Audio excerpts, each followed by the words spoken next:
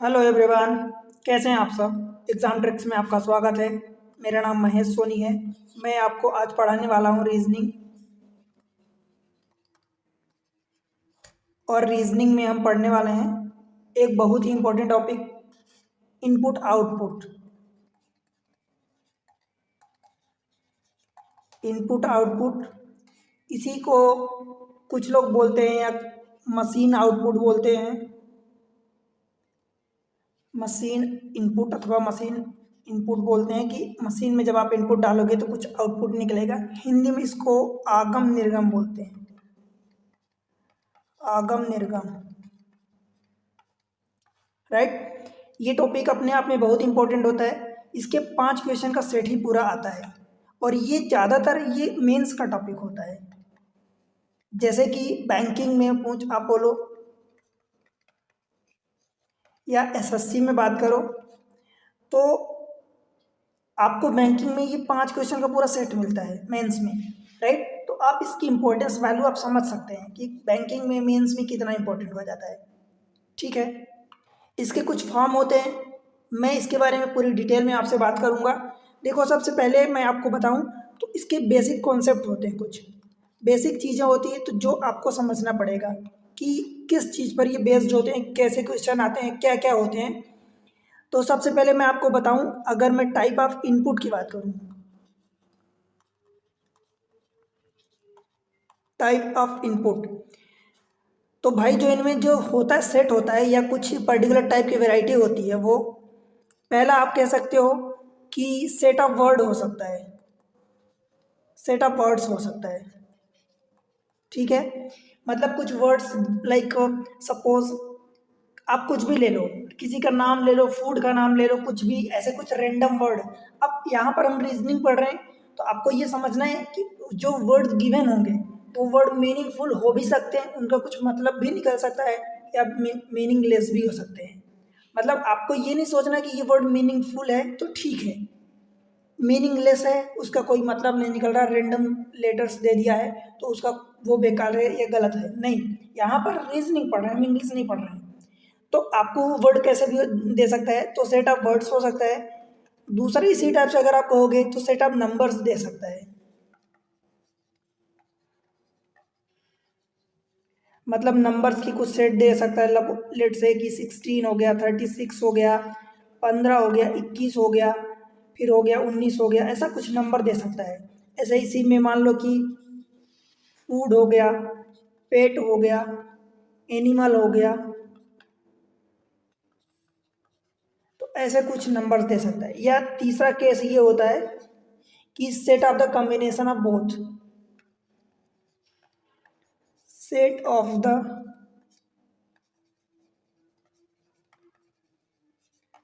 combination of both means numbers and words, words and numbers, right. तो इस तरीके से क्वेश्चन आते हैं। फिर इसमें कुछ चीज़ें होती है कि कुछ तरीका क्या लगता है। तो तरीका भाई देखो, मैं डायरेक्ट टू द पॉइंट बातें कर रहा हूँ। तरीका क्या लगता है, तरीका को या किस तरीके से हम सॉल्व करते हैं, means type of process of method आप कह सकते हो कि टाइप ऑफ प्रोसेस, अथवा आप कह दो कि टाइप ऑफ मेथड, अथवा स्टेप कह दो, ठीक है। वो चीज़ें कैसे लगती हैं और हम कैसे, क्या अप्रोचेस होते हैं किस टाइप से। सबसे पहले बात करूँ तो देखो, इसमें दो चीज़ें, दो मेन तरीका लगता है। एक तो जिसको हम अरेंजमेंट मेथड कहते हैं,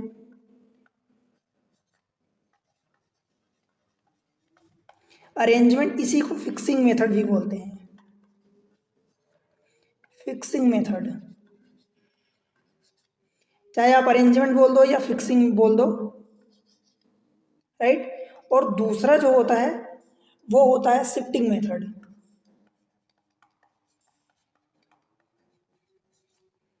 शिफ्टिंग मेथड देखो, नाम से ही क्लियर हो रहा है, इसमें शिफ्टिंग होती है। मतलब जो भी पर्टिकुलर नंबर होगा या वर्ड होगा वो शिफ्ट शिफ्ट होता है, अपनी पोजीशन को चेंज करेगा, मीन्स चेंजिंग द पोजीशन, आप समझ सकते हो।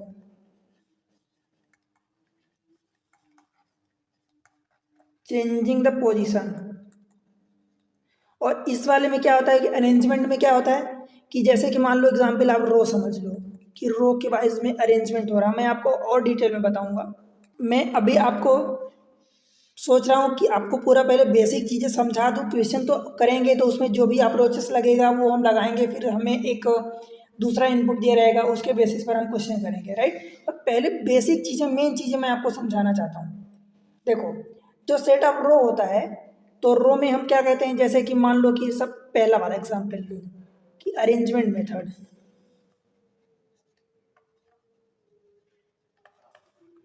अथवा इसी को आप फिक्सिंग मेथड बोल दो।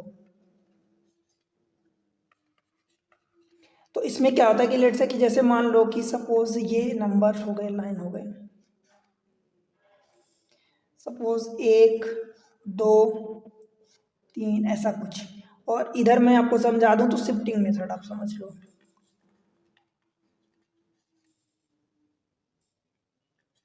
शिफ्टिंग मेथड, देखो मेन डिफरेंस जो होता है, जैसे मान लो कि मैं यही बना देता हूँ।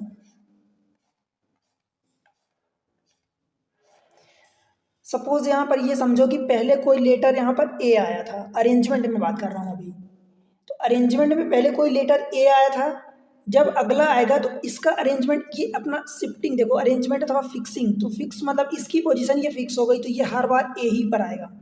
जो कोई मान लो लेट से कि कोई नया वर्ड अथवा लेटर नंबर आ रहा जो भी, तो वो सपोज बी आ रहा है लेट से, तो बी अब इसके आगे बैठेगा वो अपनी पोजीशन पर। अब बी यहाँ पर हो गया तो बी अगली बार फिर से अपनी पोजीशन यहाँ पर फिक्स कर लेगा। ए अपनी पोजीशन फिक्स कर लिया था, बोला मैं नहीं खिसकूंगा, ए यहाँ पर पहली पोजीशन पर था। अब ए बोल दिया कि मैं अपनी पोजीशन फिक्स कर लिया हूँ, मैं नहीं खिसकूंगा, तो ए हर जगह पहले ही पर ही रहेगा। नया कोई बंदा आ रहा बी, तो बी यहाँ पर चाहे नंबर हो, लेटर हो, वर्ड हो, कुछ भी हो, तो वो अब नई पोजीशन पर बैठेगा। अब जब वो बैठ गया तो बोल रहा है कि मैं भी, मुझे किसी ने नहीं खिसकने दिया इसने, तो मैं भी अपनी पोजीशन पर अब नहीं खिसकूंगा, किसी को नहीं बैठने दूंगा, तो वो भी फिक्स हो गया। इसमें नया जब लेटर जो आएगा तो उसमें सी यहाँ पर बैठेगा। सेम चीज़ें आप आगे के लिए समझ सकते हो कि ए बी सी, अब ये अपनी पोजीशन पर फिक्स हो गया, ये भी फिक्स कर लिया, सी को किसी ने बैठने नहीं दिया तो वो भी अपनी पोजीशन फिक्स कर लिया, तो अगर नया कोई आ रहा है तो यहाँ बैठेगा अगली पोजीशन पर, राइट। ये होती फिक्सिंग मेथड। शिफ्टिंग मेथड क्या होती भाई, मान लो कि ए यहाँ पर अपना बैठा था, अब शिफ्टिंग, कोई बंदा नया आया, लेट से कि बी आया, तो बी क्या कहेगा, भाई थोड़ा सा खिसक जाओ मैं यहाँ बैठ जाऊँ, तो ए इंसानियत के नाते मान लो खिसक गया, तो ए अपनी पोजीशन इधर खिसका लिया, तो यहाँ पर बी बैठ गया। अब बी अगली बार मान लो कोई नया बंदा सी आ रहा है, तो बी क्या सोचता है, जब सी कहेगा कि भाई थोड़ा सा खिसक जाओ, तो बी सोचता है कि यार पिछली बार हमें तो किसी ने जगह दे दी, तो हमें भी, मेरा भी उचित होता है कि मैं किसी को जगह दे दूँ। तो बी अब खिसक जाएगा आगे, तो बी यहाँ आ जाएगा, ए आगे खिसक जाएगा फिर, और सी यहाँ आ जाएगा। फिर अगली बार अगर कोई मान लो लेट से डी आया, तो सेम चीज़, अगर डी आ रहा है तो डी फिर से यहाँ बैठ जाएगा, ये सी हो जाएगा, ये बी हो जाएगा, और ये ए हो जाएगा, राइट। ये एक अप्रोच होता है, मतलब फिक्सिंग में कि कोई पर्टिकुलर जो आ गया तो वो पहली पोजीशन ही लेगा, जो फिर अपनी पोजीशन नहीं छोड़ेगा। और शिफ्टिंग में क्या होता है कि ये डायगोनली खिसकते जाते हैं, ठीक है भाई, ये डायगोनली चलते जाते हैं। आई होप कि थोड़ा सा आपको बातें समझ में आई, राइट। कुछ और टाइप की बात करूँ तो जैसे कि कुछ और में कोडेड होता है, कोडेड इसका फॉर्म होता है, तो कोडेड फॉर्म में आपको किसी भी टाइप से दे सकता है। लेट से कि मान लो कि आपको किसी टेबल के फॉर्म में दे दिया कि दो नंबर दे दिया, इन दो से कुछ यहाँ पर कुछ लिखेगा, या फिर आपको ऐसा कुछ दे दिया इस टाइप से, या फिर ऐसा हो सकता है कि एक सर्कल कोई बना दिया, सर्कल में कुछ ये मान लो इधर दे दिया, इसको इधर दे दिया, ये इधर दे दिया, इनकी पोजीशन दे दिया, ठीक है। इस टाइप से यहाँ पर कुछ भी लिख दिया, ए बी सी डी ई कुछ भी लिख दिया, और उसके अकॉर्डिंग आपसे कुछ क्वेश्चन पूछेगा, ठीक है। तो ये कोडेड फॉर्म होता है, राइट। अब आगे बढ़ते हैं। देखो मैं फिक्सिंग में थोड़ा सा आपको और डिटेल बताऊं। अरेंजमेंट मेथड,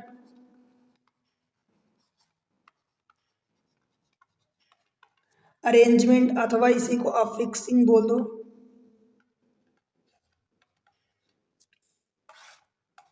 देखो ध्यान से देखना, बहुत इंपॉर्टेंट चीज़ें, मैं बेसिक कॉन्सेप्ट जो बता रहा हूँ वो चीज़ें जल्दी से आपको नहीं मिलेंगी, यूट्यूब पर फ्री में पढ़ा रहा हूँ। देखो जैसे मान लो कि मैं यहाँ पर इनपुट ले लेता हूँ, लेट से कि मैं यहाँ पर इनपुट ले लेता हूँ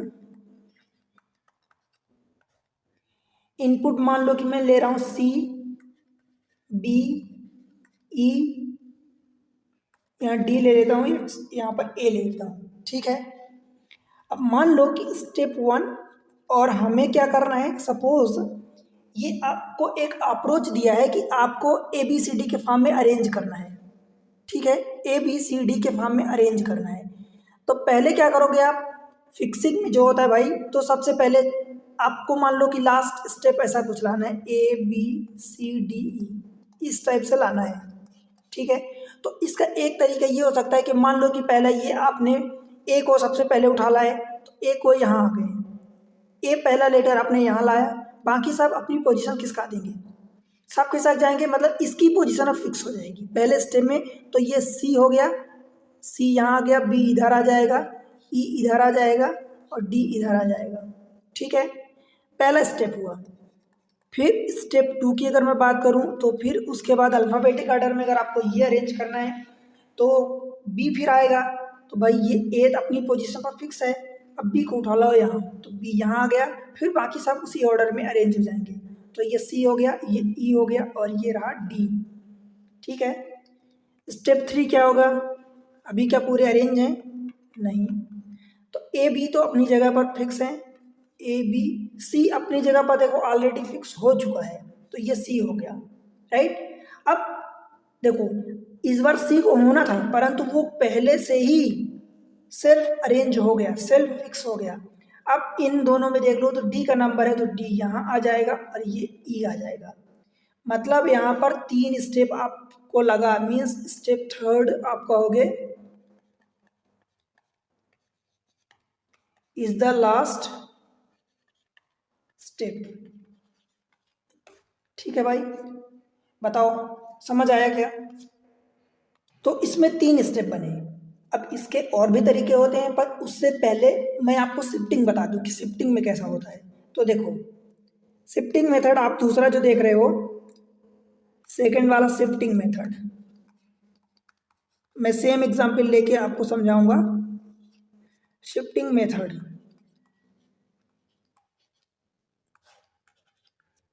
देखो मैं आपको एग्जांपल ले रहा हूँ सेम इनपुट वाला, वही चीज़। इनपुट में आपने क्या लिया था, C B E D A, ये हमारा इनपुट था, हमें वही आउटपुट लाना है ए बी सी डी करके, राइट। तो हमारा देखो स्टेप 1 क्या होगा, स्टेप 1 हमें यहाँ पर क्या लाना है, आखिरी में ए बी सी डी ई, तो आखिरी में ये लाना है। तो शिफ्टिंग में हमारा डायगोनली चलता है, ऐसे चलता है डायगोनल में, शिफ्टिंग में हम डायगोनली आते हैं कैसे, मैं आपको बताया था कि पहले जैसे ई लोगे मान लो सबसे बड़ा, फिर ई आगे खिसकेगा, उसके पहले डी आएगा, फिर उसके पहले सी आएगा, फिर सी के पहले बी आएगा, फिर ए आएगा, आपको ऐसे, तो ये खिसकते जाते हैं आगे। तो सबसे पहले हम इस ई को उठाएंगे, तो यहाँ पहले स्थान पर लाएंगे, बाकी सबको ऐसे ही रख दो उसी ऑर्डर में। तो ये सी के बाद बी, फिर बी के बाद ई तो आ गया, अब ये डी आ जाएगा और ये ए आ जाएगा, ठीक भाई। सेकेंड स्टेप देखो, स्टेप 2, अब क्या होगा, अगला नंबर फिर, अब जब डी आएगा तो ई अपनी पोजीशन से शिफ्ट हो जाएगा, तो डी को उठा के लाओगे तो डी को यहाँ रखोगे, ई अपनी पोजीशन से आगे खिसक गया, बाकी सबको अरेंज कर दो, जैसे लिखे वैसे लिख दो। तो ये सी बी और ये ए हो गया। फिर स्टेप अगला आएगा, स्टेप 3, अब डी और ई हैं, अब अगला नंबर सी का है, तो सी को उठा के यहाँ लाओगे, तो ये रहा सी, ये रहा डी और ये रहा ई, डी और ई अपनी पोजीशन खिसक गए। अब बचे बी और ए, तो हम उसको ऐसे ही रख देंगे। स्टेप अगला क्या होगा, 4th होगा, अगला नंबर बी को हम उठा के इधर लाएंगे तो सब खिसकेंगे, तो बी सी डी ई अपने उसी ऑर्डर में आगे खिसक जाएंगे और ए बचेगा ये। फिर एक और स्टेप लगेगा अभी यहाँ पर, स्टेप 5, अब अगला ए नंबर आएगा, तो ए इधर खिसकेगा, बाकी सभी उसी ऑर्डर में आगे खिसक जाएंगे, तो बी सी डी ई। देखो यहाँ पर कितने स्टेप लगे, 5 स्टेप लगे। स्टेप 5 जो होगा, step 5 is the last step, question मैं आपको अगर बताऊं कि इन टाइप से जो क्वेश्चन इनपुट आउटपुट के होते हैं उनमें क्वेश्चन क्या पूछता है। सपोज ये चीज़ें आपको इन्फॉर्मेशन में दे देगा, ये वाला ऐसा पूरा दे देगा कि इनपुट ये आपको अरेंज ऐसे करना है, मतलब स्टेप पहले में ये हो रहा है, स्टेप बी में ये, सेकंड में ये हो रहा है, स्टेप थर्ड में ये हो रहा है, स्टेप फोर्थ में ये हो रहा, इसी टाइप से। तो स्टेप फर्स्ट में क्या हो रहा है, स्टेप फर्स्ट से सेकंड में क्या हो रहा है, सेकंड से थर्ड कैसे हो रहा है, क्या हो रहा है, क्या लॉजिक लग रहा है, वही चीज़ें आपको फिर यहाँ पर एक इनपुट और देगा कुछ, तो वही लॉजिक यहाँ पर आपको लगाना रहेगा। सपोज इनपुट से पहले स्टेप में जो लगा तो आपको इनपुट से पहले स्टेप में लगाना होगा, फिर स्टेप फर्स्ट से सेकंड में जो लगा तो फर्स्ट से सेकंड में लगाना होगा, सेकंड से थर्ड में जो लगेगा तो सेकंड से थर्ड यहाँ लगाना होगा, सिमिलर वे में अप्लाई करना होता है, राइट। अब देखो एक चीज़ आप अंतर समझो भाई, हमने क्या लिया था, इनपुट दोनों में सेम लिया था, मतलब ये जो मेथड देखो CBEDA ये शिफ्टिंग मेथड, CBEDA ये arrangement method, right. Arrangement method में हमें 3 स्टेप लगे, स्टेप 1 स्टेप 2 स्टेप 3, 3 स्टेप लगे, पर शिफ्टिंग मेथड में हमें 5 स्टेप लग गए, देखो 1 2 3 4 5, ठीक है। क्यों, तो शिफ्टिंग मेथड में एक चीज़ आप ये नोट करना कि यहाँ पर there is no self arrangement, क्या लिखोगे, there is no self arrangement, there is no self arrangement.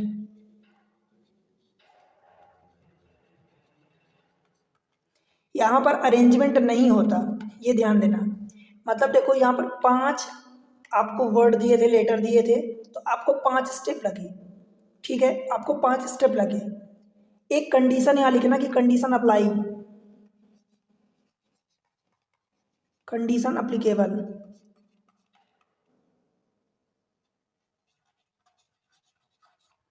अब वो कंडीशन क्या है मैं वो भी बताऊंगा। मतलब यहाँ पर अरेंजमेंट नहीं होता, पर अब ये कंडीशन हम पहले देखेंगे बाद में, इसके पहले मैं आपको ये शिफ्टिंग के पहले अरेंजमेंट वाला बताता हूँ। देखो मैं आपको डिफरेंस दोनों में समझा के समझाना चाहता हूँ, बताना चाहता हूँ, ताकि आपको समझ में आए, अदरवाइज आप समझ नहीं पाओगे। भाई एक चीज़ यहाँ देखो, ये क्या है, फिक्सिंग मेथड अथवा अरेंजमेंट मेथड। यहाँ पर 3 स्टेप क्यों लगे, यहाँ पर 3 स्टेप क्यों लगे मुझे ये बताओ सबसे पहले। भाई 3 स्टेप इसलिए लगे क्योंकि यहाँ पर सेल्फ अरेंजमेंट होता है, self arrangement, self arrangement is happen there, ठीक है। तो भाई इसमें क्या होता है, सेल्फ अरेंज होता है, इसमें कुछ और चीज़ें होती हैं। देखो सेल्फ अरेंज होता है, अब कितने सेल्फ अरेंजमेंट होंगे, 1 होगा कि 2 होगा कि 2 से ज़्यादा होगा, ठीक है, ये सब कुछ संभव है। परंतु जैसा कि आपने अभी पिछले वाले में देखा कि शिफ्टिंग मेथड में हमने जो देखा, तो इसमें से अरेंजमेंट नहीं होता, परंतु एक कंडीशन होती है जो कंडीशन अप्लीकेबल, मतलब एक कंडीशन होती है जहाँ पर सेल्फ अरेंजमेंट, एक सेल्फ अरेंजमेंट पॉसिबल होगा, वो मैं कंडीशन आपको बताऊंगा आगे। पहले हम देख लेते हैं इसमें कि जो फिक्सिंग अथवा अरेंजमेंट मेथड होती है, अरेंजमेंट मेथड अथवा फिक्सिंग मेथड, इसमें अरेंजमेंट कितने होते हैं और कब कितने होते हैं। क्योंकि आपको पता है कि एग्जाम में आपसे ये पूछता है, एक क्वेश्चन रहता है कि कितने स्टेप रिक्वायर होंगे इसको अरेंज करने में। जैसे कि आपको इनपुट दे देगा, सपोज डेट से कि आपको इनपुट दे दिया है, फिर आपको कुछ ये दे देगा, ऐसा स्टेप दे देगा, अगेन जो आपको नया इनपुट देगा उसमें आपसे पूछेगा कि कितने ऐसे अरेंजमेंट या कितने स्टेप अरेंज करने के लिए रिक्वायर होंगे, एक सवाल जरूर रहता है ये। तो देखो इसके लिए मैं बता रहा हूँ, ध्यान से सुनना। पहली बात तो ये कि अरेंजमेंट मेथड अथवा फिक्सिंग मेथड में सेल्फ अरेंजमेंट पॉसिबल है, सेल्फ अरेंजमेंट होता है, अरेंज होता है, और एक हो सकता है, 2 भी हो सकता है, अथवा 2 से ज़्यादा भी हो सकता है। सबसे पहले ध्यान ये देना कि जो पहला लिखना कि पहला जो एलिमेंट होता है, first element is always self arrange,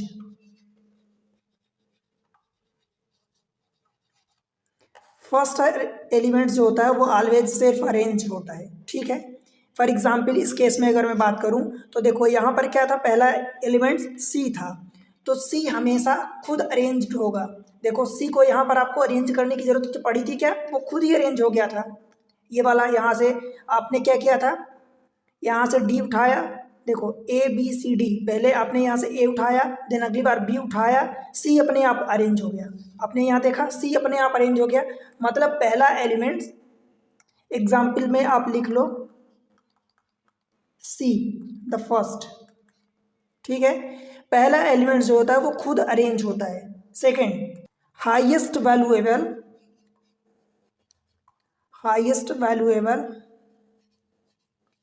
elements is always self arranged,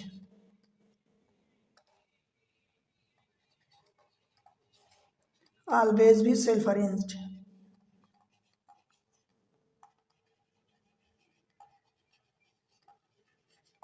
क्या मतलब हुआ, हाईएस्ट वैल्यूएबल का मतलब कि जैसे इस केस में मान लो कि अगर आप इनको अल्फाबेटिक ऑर्डर में इनकी नंबरिंग करते हो तो ये ए होगा 1, डी 4 होगा, ई 5 होगा और बी 2 होगा, सी 3 होगा। तो इसमें हाईएस्ट वैल्यूएबल एलिमेंट्स 5 है जो कि यहाँ पर है, तो ये खुद अरेंज्ड होगा। देखो आपने यहाँ डी को अरेंज किया था तो ई अपने आप अरेंज हो गया था, याद है क्या।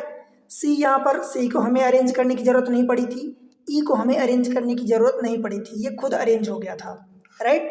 तो highest valuable element self arranged होगा। एग्जाम्पल के केस में आप लिखोगे ई हाईएस्ट, ठीक है भाई, समझ में आया क्या। तो अगर इस केस में मैं बात करूं कि नंबर ऑफ स्टेप कितने होंगे, नंबर ऑफ स्टेप,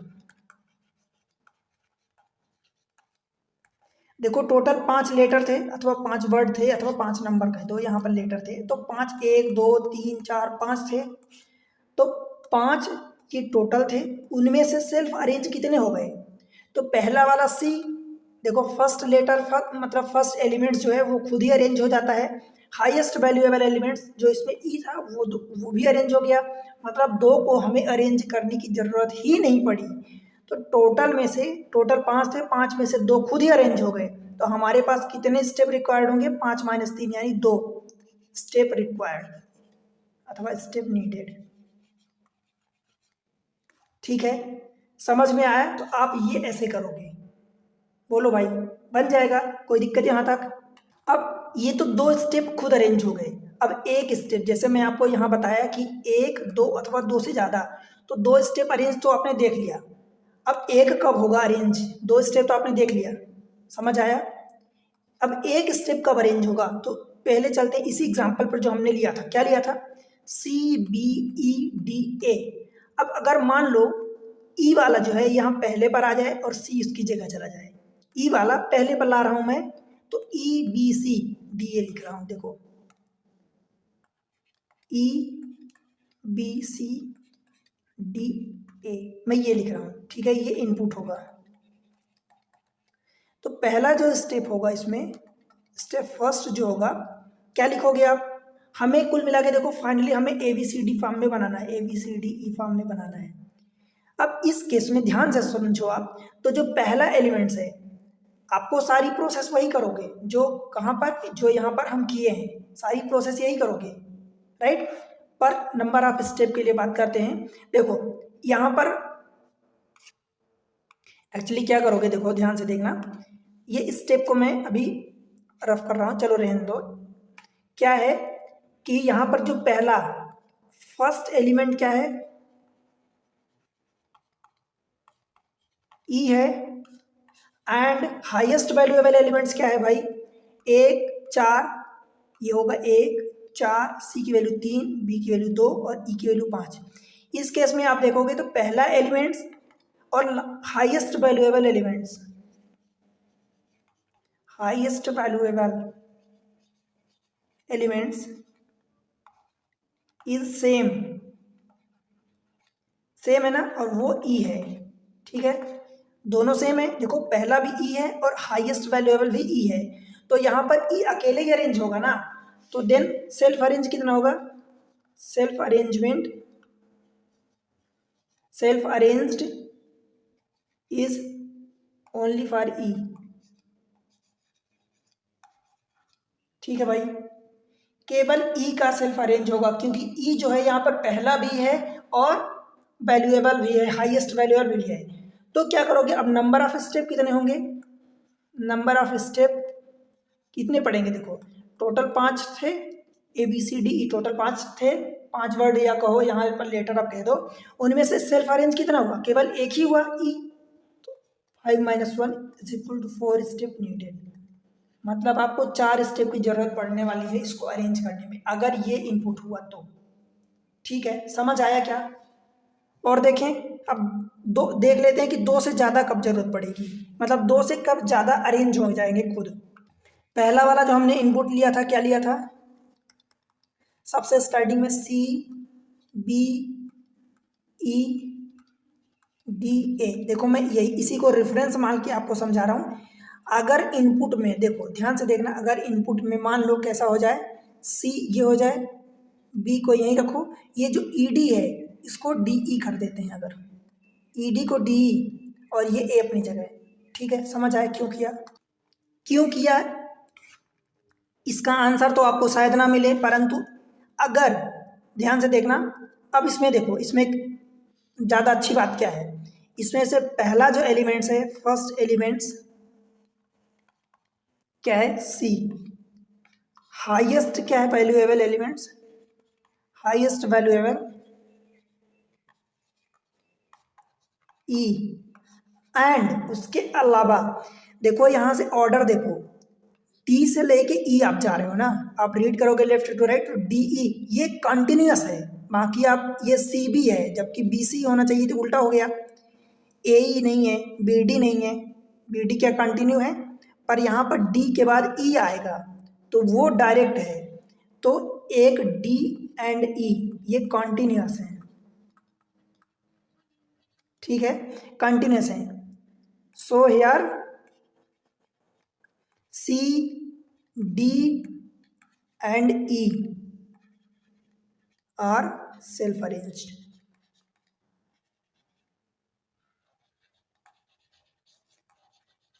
ठीक है, ये 3 यहाँ पर सेल्फ अरेंज्ड हो जाएंगे।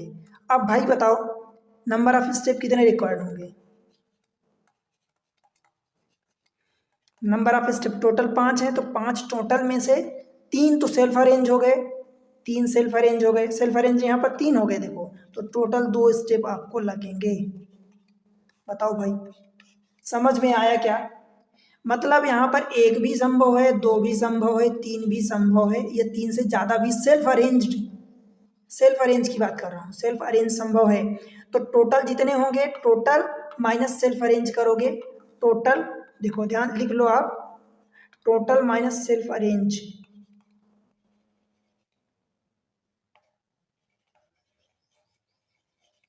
Is equal to number of step needed,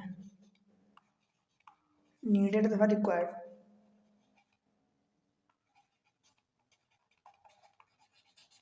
समझ में आया भाई, देखो मैं बहुत बड़ी चीज़ बता रहा हूँ, इतना तरीका बता रहा हूँ, ऐसा तरीका अपना रहा हूँ कि आपको बड़े से बड़े क्वेश्चन को आप जल्दी में कर पाओगे।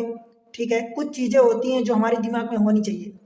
अब वहाँ पर शिफ्टिंग लगेगा कि फिक्सिंग मेथड लगेगा, फिक्सिंग अथवा अरेंजमेंट एक ही होता है, शिफ्टिंग अलग होता है, मैं आपको क्लियर कर चुका हूँ। तो कौन सी मेथड लगेगी यही आपको वहाँ पर समझना रहेगा। ठीक है, और वो कैसे समझोगे, जो भी इनपुट और उस पर बेस्ड जो स्टेप दिए होंगे उसको देख के ही आप समझोगे। राइट, ये डी और ई का ध्यान रखना, ये दोनों कंसेक्यूटिव थे। ठीक है, कंसेक्यूटिव थे। अब कंसेक्यूटिव का मतलब यहाँ पर हमने एक साथ लिया 5 लेटर, कंसेक्यूटिव का मतलब मान लो कि मैं ई ना लेता, मान लो ई की जगह मान लो कि लेट से जी ले लेता सपोज, तो डी के बाद जो अगला लेटर आएगा, डी और जी के बीच में कोई और लेटर तो नहीं है जो यहाँ पर अवेलेबल है इस टोटल में। ठीक है, तो डी अगर जी होता, मान लो कि ओ होता, पर ओ और डी और ओ उस लेटर के बीच में कोई नहीं है, तो ये दोनों डायरेक्ट कंटिन्यू ही आएंगे ना, जब उनको आप अल्फ़ाबेटिक ऑर्डर में लिखोगे तो वो ऐसा होगा। इस केस में आप ऐसा ना समझना कि केवल डी के जस्ट बाद ई आया है तो भी संभव होगा, डी अगर एफ होता तो नहीं। हाँ, अगर ई की जगह एफ होता और ई होता ही नहीं, ई होता ही नहीं मान लो, तब भी यही होता, क्योंकि डी और कहीं ना कहीं डी के बाद डायरेक्ट एफ ही लिखोगे, अगर ई अवेलेबल नहीं है तो वो चीज़ें कंसेक्यूटिव हैं। ठीक है भाई, तो इस केस में आप क्या कह सकते हो, आप ये कह सकते हो कि at least one elements must be self arranged.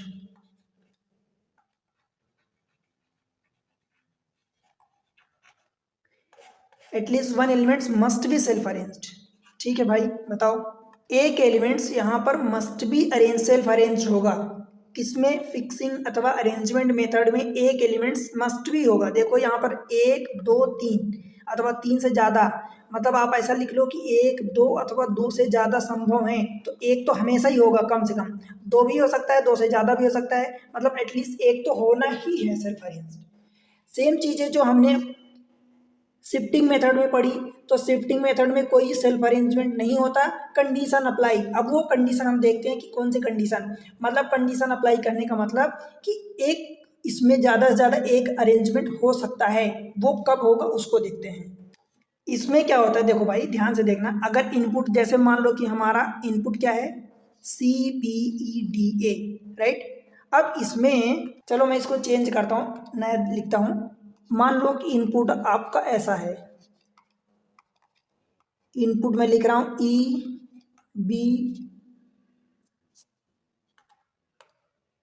EBCDA, suppose ये ऐसा इनपुट है, ठीक है। अब आपको स्टेप कितने लगेंगे?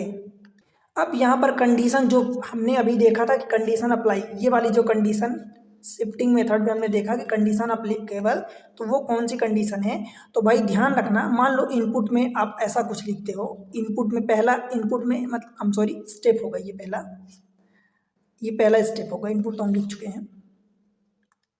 तो ये स्टेप फर्स्ट में लेट से कि आपको ऐसा कुछ होता है EDBCA, मतलब ई को तो आपने वहीं पर था, ठीक है, ई आप जहाँ था वहीं था, उसके बाद अगला सबसे बड़ा एलिमेंट्स आप यहाँ उठा लाए, बाकी BCA को आपने खिसका दिया।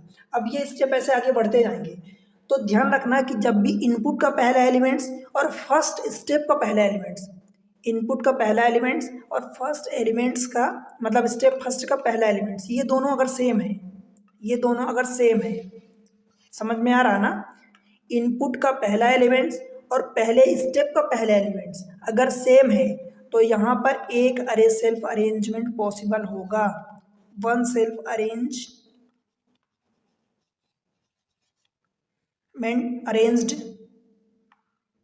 Will be there.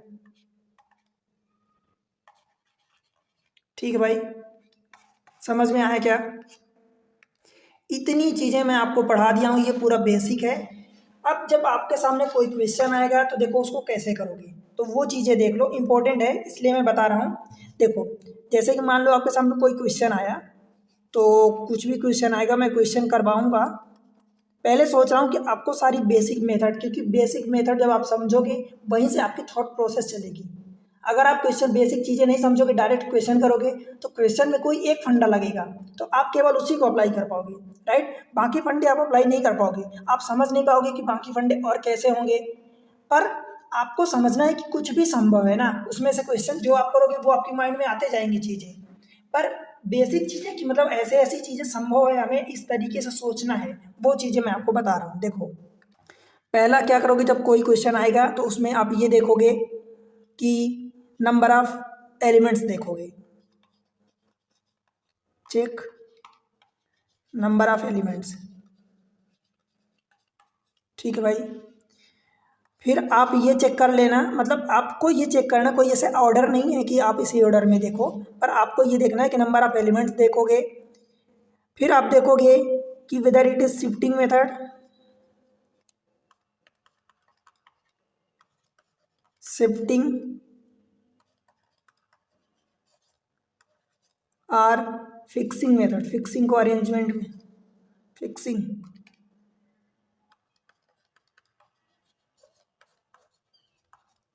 Arrangement method कौन सी लग रही है, ठीक भाई। फिर और क्या चेक करोगे, अरेंज्ड अथवा बोथ भी लग सकती है, शिफ्टिंग मेथड, शिफ्टिंग अथवा अरेंजमेंट और बोथ, ये चेक करोगे।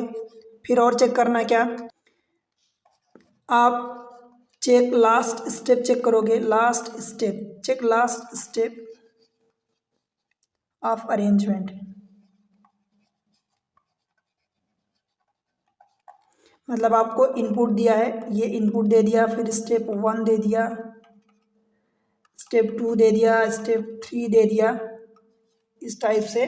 तो आप पहले नंबर ऑफ एलिमेंट चेक करोगे कितने हैं, फिर उसमें चेक करोगे कि शिफ्टिंग मेथड लग रही है कि फिक्सिंग मेथड लग रही है कि दोनों लग रही है। कई बार दो एक लगती है, शिफ्टिंग लग जाती है, कई बार फिक्सिंग लग जाती है, कई बार दोनों लगती है। एक साइड से शिफ्टिंग लगा दिया, दूसरे साइड से फिक्सिंग लगा दिया। क्योंकि ज़्यादातर आपके पास जब क्वेश्चन आएगा ना, तो उसमें नंबर एंड वर्ड्स दोनों का मिक्स देता है, तो वहाँ पर दोनों चीज़ें लग जाती हैं। ठीक है, और क्या चेक करोगे भाई? देखो, चेक करोगे, check first letter of words, last letter check कर लो, लास्ट लेटर, सेकेंड लेटर, अथवा total number of letter check कर लो,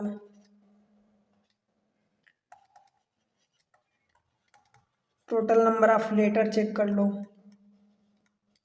या आप वोवेल चेक कर सकते हो उसमें, कि कुछ भी लग सकता है। देखो, पहला लेटर के अकॉर्डिंग उसको अरेंज कर रहा है, या लास्ट लेटर के अकॉर्डिंग, या सेकेंड लेटर के अकॉर्डिंग, या नंबर ऑफ लेटर के अकॉर्डिंग, या वोवेल के अकॉर्डिंग, किस तरीके से वो उसको अरेंज कर रहा है। और क्या क्या कर सकते हो, कुछ भी लग सकता है। अथवा नंबर ऑफ, देखो जैसे मान लो कि नंबर दिया है, तो नंबर वाले में क्या होगा, या तो लार्ज करेगा या स्मॉल करेगा, इसके अकॉर्डिंग अरेंज करेगा, अथवा इवन के अकॉर्डिंग करेगा, अथवा ऑड के अकॉर्डिंग करेगा। ठीक है, जब नंबर की केस आएगी बात, तो या तो लार्ज के अकॉर्डिंग अरेंज करेगा, या स्मॉल के अकॉर्डिंग अरेंज करेगा, या इवन अथवा ऑड के अनुसार कुछ उसमें पैटर्न लगाएगा, अथवा सम ऑफ द डिजिट कुछ लगा सकता है, सम ऑफ डिजिट लगा सकता है, या मल्टीप्लिकेशन ऑफ डिजिट लगा सकता है, multiplying of digit,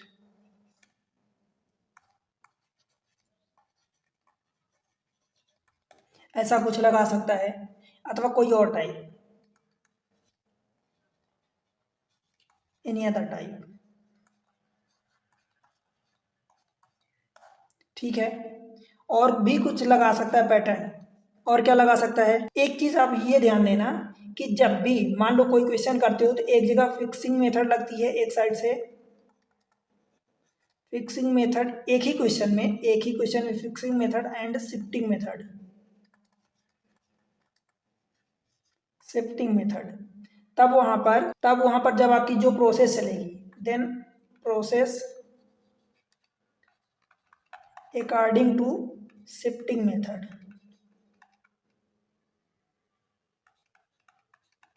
according to shifting method आप लगाओगे। ये ध्यान देना, मतलब जैसे मान लो कि कोई स्टेप, कोई क्वेश्चन है, उसमें से आपकी फिक्सिंग मेथड भी लग रही है, शिफ्टिंग मेथड भी लग रही है, तो आप जब चलोगे तो शिफ्टिंग मेथड के अकॉर्डिंग चलोगे। ठीक है भाई, जिसमें से मतलब जिसमें शिफ्टिंग मेथड लग रही है उसी के अनुसार आप चलोगे। अब मैं आपको एक क्वेश्चन करवा देना चाहता हूँ, देखो, ताकि थोड़ा सा क्लियर हो जाए। बाकी अगले लेक्चर में फिर हम करेंगे क्वेश्चन, तो हम करेंगे, काफ़ी कुछ सीखेंगे, काफ़ी टाइप के क्वेश्चन करेंगे। आज मैं आपको एक क्वेश्चन करवा देता हूँ। देखो, इनपुट में आपको दे देता हूँ मैं इनपुट में दे रहा हूँ, लेट से 56, 16, 39, 70, 29, 93। ठीक है, अब इसमें हमें जो आखिरी स्टेप चाहिए, देखो आखिरी स्टेप चाहिए, लास्ट स्टेप, वो हमें चाहिए इंक्रीजिंग ऑर्डर में, इंक्रीजिंग ऑर्डर में। ये आपको कहाँ से पता चलेगा कि आपको इंक्रीजिंग ऑर्डर में चाहिए कि डिक्रीजिंग ऑर्डर में? तो भाई ये मैं आपको ये क्वेश्चन दे रहा हूँ, मतलब इसके अनुसार आपको एक पैटर्न दिया रहेगा, एक इनपुट दिया रहेगा, उसके स्टेप दिए रहेंगे, जो स्टेप उसमें लगेंगे उसी के अनुसार आपको दूसरा क्वेश्चन देगा उसी में, और बोलेगा कि यही सेम अप्रोच लगा के आप उसको सॉल्व करो। राइट, हम चलते हैं अभी, इसको अप्रोच को देख लेते हैं। तो देखो हमारा स्टेप कौन सा होगा। अब मैं आपको ये बता दूं कि इसमें मैं कौन सा अप्रोच लगाने वाला हूँ। तो देखो, मैं इसमें आपको लगाने वाला हूँ अरेंजमेंट मेथड। ठीक है, आप फिक्सिंग कह दो अथवा अरेंजमेंट मेथड।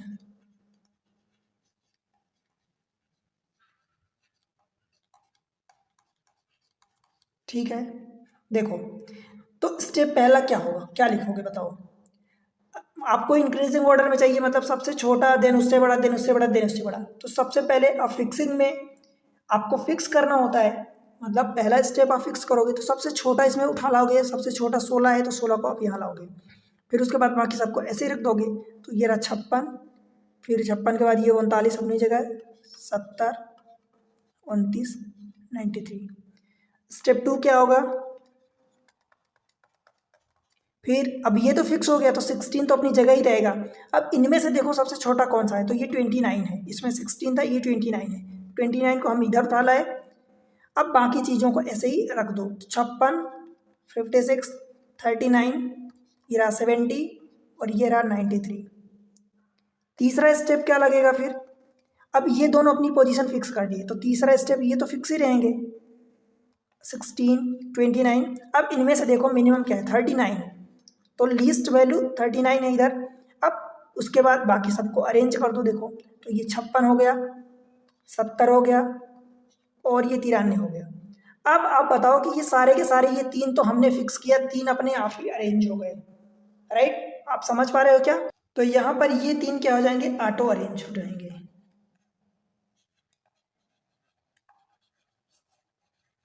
ठीक है भाई, समझ में आया।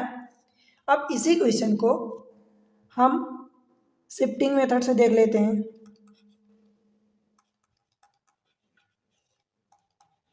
शिफ्टिंग मेथड में हमारा इनपुट क्या था,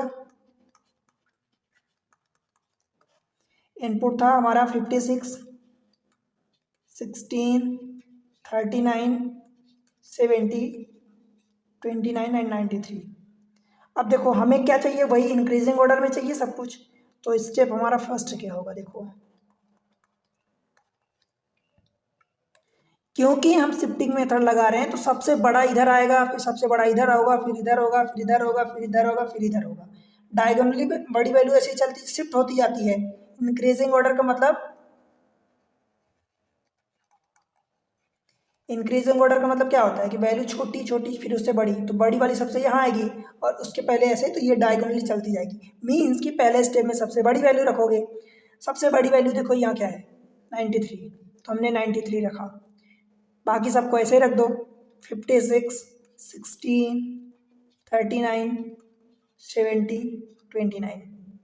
सेकेंड स्टेप क्या होगा, 93 अब आगे खिसक जाएगा, इसके यहाँ से जो भी इनके अलावा इनमें से हाईएस्ट वैल्यू होगी वो पहले आ जाएगी। तो हाईएस्ट 70 है तो ये 70 हो गया, 93 आगे खिसक गया, ये 93। बाकी सबको एज इट इज़ रख दो उसी ऑर्डर में।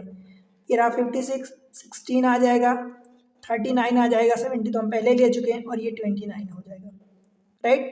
तीसरा स्टेप क्या लगेगा, देखो अब ये तो दो अरेंज हो चुके हैं मतलब शिफ्टिंग में, इनमें से अब देखो कि कौन सा सबसे बड़ा है। तो भाई 56 है इधर, तो 56 को इधर ला लो सबसे पहले, इन दोनों को खिसका दो, 70 एंड 93 हो गया। अब ये तीन को एज इट इज उसी ऑर्डर में रख दो, 16, 39 एंड 29। फोर्थ स्टेप, अब ये तीन खिसक जाएंगे, इनमें से सबसे बड़ा कौन सा है, 39, तो 39 इधर आ जाएगा। इन तीनों को खिसका दो इन्हीं इसी ऑर्डर में, इसी पोजीशन में, 70, 93। अब ये 16, 39 हो गया, 29 बचेगा।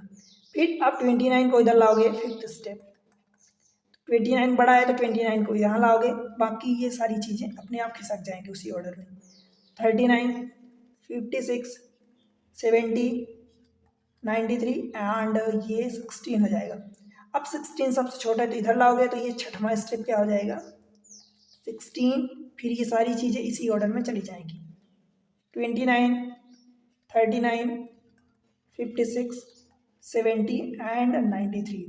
ये जो आपका कितने स्टेप हुए, 6, और यही आपका जो आखिरी आया 6th स्टेप, यही आपका लास्ट स्टेप होगा। कौन सा होगा,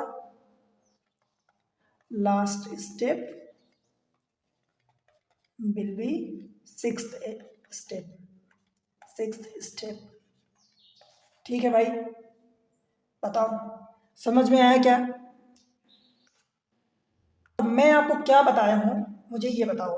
मैं आपको बताया हूँ कि शिफ्टिंग जो मेथड होती है उसमें कोई अरेंजमेंट, सेल्फ अरेंजमेंट नहीं होता, ज़्यादा से ज़्यादा एक अरेंजमेंट हो सकता है। ज़्यादा से ज़्यादा, मतलब शिफ्टिंग मेथड में मैक्सिमम 1 सेल्फ अरेंजमेंट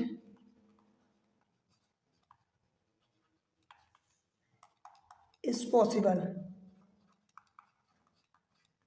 ठीक है, मैक्सिमम एक ही सेल्फ अरेंजमेंट पॉसिबल है। तो अगर एक सेल्फ अरेंजमेंट पॉसिबल है तो मिनिमम क्या हो सकता है, 0 भी हो सकता है। अगर आपको कोई सेल्फ अरेंज नहीं हो रहा तो इसमें मैक्सिमम स्टेप कितने हो जाएंगे, मतलब शिफ्टिंग में आप maximum step is equal to क्या हो सकता है, number of elements. Number of elements जितने होंगे वो उतने मैक्सिमम स्टेप हो जाएंगे। देखो इसमें 1 2 3 4 5 6 स्टेप, 6 एलिमेंट्स थे, तो देख लो आपको 6 स्टेप लगे सॉल्व करने में। ये शिफ्टिंग मेथड हुई। ठीक है भाई, समझ में आया। सेम चीज़ें इधर आप देख सकते हो। तो इस तरीके से आपको मैं आज बेसिक पूरा सिखा दिया हूँ, मतलब एग्जाम ट्रिक्स पर आपको लगभग सारी बेसिक चीज़ें मैं बता दिया हूँ। ये सारी चीज़ें आपको एग्जाम ट्रिक्स पर ही मिल रही हैं। मैथमेटिक्स की वीडियो आपको ऑलरेडी बहुत सारी वीडियो, सब कुछ ऑलमोस्ट टॉपिक की कवर हो चुकी है। रीजनिंग में भी लगभग सभी टॉपिक कवर हो चुके हैं, कुछ ही टॉपिक बचे हैं। तो आपको ये सारी चीज़ें इसी चैनल पर मिल रही हैं। चैनल को आप सपोर्ट करो, क्योंकि आपको ये सब समझाने के लिए मुझे बहुत मेहनत लगती है, बहुत कंटेंट इकट्ठा करना पड़ता है, आप तक पहुंचाने के लिए काफ़ी टाइम लगता है, ये सब काफ़ी मेहनत लगती है।